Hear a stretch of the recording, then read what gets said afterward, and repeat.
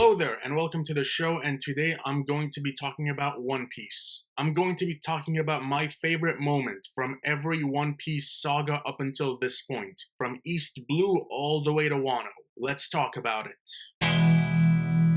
Starting off with the East Blue saga, and my personal favorite moment from East Blue is Zoro versus Mihawk from the Baratier arc. I like the setup of the Baratier and everything that led up to Mihawk's arrival, and Mihawk's arrival, just the atmosphere around that and him arriving, just that moment itself was great. And the fight that he had with Zoro, showing how outclassed Zoro was against someone of Mihawk's caliber, that was some great storytelling, and the way that led into future storylines after the promise Zoro made Luffy. That to me is why this fight is the best moment from the East Blue saga. It is an iconic fight and it is great. Up next, we have the Arabasta saga, and my favorite moment from the Arabasta saga is no question the first fight between Luffy and Crocodile. Crocodile was the villain that One Piece needed. He was such a well-written villain, and he was presented in such a cool manner. Crocodile was incredible, and Crocodile was built up pretty decently throughout the Arabasta saga, ever since his name was first mentioned in Whiskey Peak, all the way through Drum Island and Little Garden. So Crocodile was built up pretty well, and when he was first introduced, it did not disappoint. Crocodile, to this day, is one of my favorite One Piece characters, and the first fight that he had with Luffy, where he literally threw an hourglass and told Luffy, "You've got 3 minutes to take me down," that was awesome. And that fight, Luffy got humbled, and I absolutely loved it. To me, Luffy was always a little annoying. I didn't hate him or anything, but he was a little annoying, and to me, this fight, him being put in his place by Crocodile, was amazing. And during the Arabasta story, I was actually rooting for Crocodile. Crocodile was written to be such a cool character that I actually wanted him to win. Crocodile is incredible. I love Crocodile. And this fight with Luffy being put in his place, that to me is the best part of the Arabasta saga. I love this fight. Moving on to the Sky Island saga. I am not a fan of the Skypiea story arc. I hate the pacing. I think Enel is one of the lamer antagonists in the world of One Piece. The supporting antagonists, in my opinion, were all garbage. And I mentioned pacing, but the pacing during Sky Island was genuinely atrocious. I actually contemplated whether or not I should skip this entire arc altogether. That being said, Skypiea and Jaya had a couple of cool moments, but to me, the best part of the Sky Island saga was Enel's face, the reaction to seeing his lightning fail against Luffy. His shocked look of, "I can't believe this didn't work," that to me was the best part of the Sky Island saga.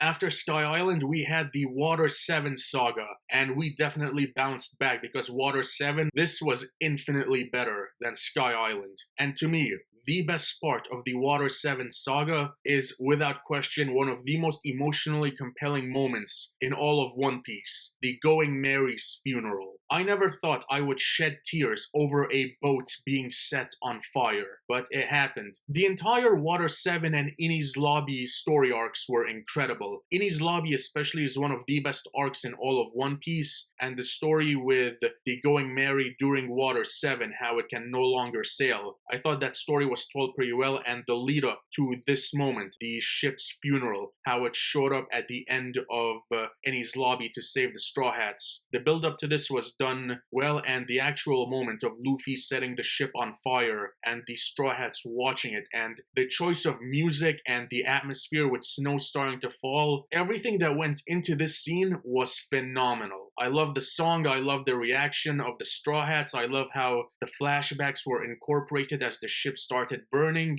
and falling apart. Legitimately, one of the most emotionally compelling moments in all of One Piece, the best moment in the Water 7 saga, and to me, as far as storytelling goes, this to me was the best moment of One Piece up until this point. Emotionally compelling would be an understatement when it comes to describing this moment. This was phenomenal, perfect storytelling from One Piece. we now move on to Thriller Bark, another story arc which I was not a big fan of. Thriller Bark, in my opinion, also had pacing issues. I was not a fan of Gecko Moria. I thought he was pretty garbage, and his whole crew wasn't a fan. But Thriller Bark had a couple of awesome moments. Thriller Bark also had one of the most iconic moments in all of One Piece, that being nothing happened. After Nightmare Luffy and Moria was defeated, Kuma arriving and the Straw Hats failing to take him down, and the conversation that he has with Zoro and Sanji, and that leading up to this moment where nothing happened, and the aftermath of where Sanji sees Zoro, and that line, you can't get any more iconic than that. It was a great moment and really defined Zoro and his loyalty to Luffy and the Straw Hats. And it was also a great moment for Sanji as well. I may not be a fan of Thriller Bark, but Nothing Happened was a phenomenal moment. And following Thriller Bark, we had what is, in my opinion, to this day, the greatest saga of One Piece, the Summit War Saga. Sabaody Archipelago, Impel Down, and Marineford. 3 of the best story arcs in all of One Piece. And all 3 of these arcs have moments that I could say are some of the best moments in all of One Piece. However, I have to choose one from the entire saga. And looking back at the Summit War Saga, there is one moment that stands out as this is the moment. And that to me is the final moments of Whitebeard. Going into the Marineford story arc, I knew that Ace was gonna die. Ace's death is on every top 10 anime death lists, top 10 saddest anime moments, it's on all of those lists. I knew about Ace's death years before even starting One Piece. Whitebeard, on the other hand, that I did not know about. At the conclusion of Marineford, Whitebeard legitimately became one of my favorite characters. In fact, he is in my top 3, along with Law and Zoro. And Whitebeard's final moments, him being repeatedly shot at by the Blackbeard pirates as his crew is watching, and the story of them failing to rescue Ace, and it's just the build-up to this was just so sad. And Whitebeard's flashback with Roger and his final speech, and when he proclaims to the entire world that the One Piece is real, that right there was a spectacular moment, and talk about a great way to go out. One of the most feared and respected pirates in the world, and he goes out standing and letting the entire world know that the One Piece is real. As far as ways to go out, they don't get any better than that. Like I mentioned, to me the Summit War Saga is the best story that One Piece has ever told. I love Sabaody Archipelago, I love Impel Down, and I especially love the Marineford story. Whitebeard's final moment is one of the best moments in all of One Piece. Probably one of the best moments in all of shonen anime, because Whitebeard was such a great character, and this was a great moment fitting a great character. After this, of course, we had the 2-year time skip, and our first saga post-time skip was the Fishman Island saga, which is my least favorite saga in all of One Piece. I just do not like the Fishman Island saga. Return to Sabaody, no reason it should have been as long as it was, and the actual Fishman Island, 2 of the worst antagonists in all of One Piece. I hated the supporting cast. I am just not a fan of Fishman Island. That being said, there is one genuinely great moment from Fishman Island, and that to me is Red Hawk. That moment where Luffy channels Ace to take down the main bad guy, I can't even recall what his name is. That was a great moment and the highlight of the Fishman Island saga. Following Fishman Island, we had Dressrosa. Dressrosa had a couple of pretty cool moments. The actual Dressrosa arc, drawn out, yes, no reason. This arc should have had as many flashbacks as it did. The sheer overabundance of flashbacks in regards to Rebecca and Kyros. I don't know why we had to retell that story over and over and over again for two of the lamest characters in One Piece. I hated Rebecca and Kiros. Also, the tournament D-block, no reason that should have gone as long as it did. That being said, Dressrosa had some of the best storytelling in all of One Piece, and I am, of course, talking about the backstories of Law and Doflamingo. The backstories that Law and Doflamingo got made them two of the best written characters in all of One Piece. I will argue that Doflamingo is the best written villain in all of One Piece, and Law, just by the backstory that he got, one of the most emotionally compelling characters in all of One Piece. The backstories that these two guys got were incredible, and how their stories intertwined, showing their past and Corazon, that entire story, it was brilliant. Law and Doflamingo's backstories are two of the best backstories in all of One Piece, and no question, the best part of the Dressrosa saga. Also, on a side note, and I don't care who disagrees with this, Law should have been the one to take down Doflamingo. There was no reason to have Luffy be the guy to take down Doflamingo. It absolutely 100% should have been Law.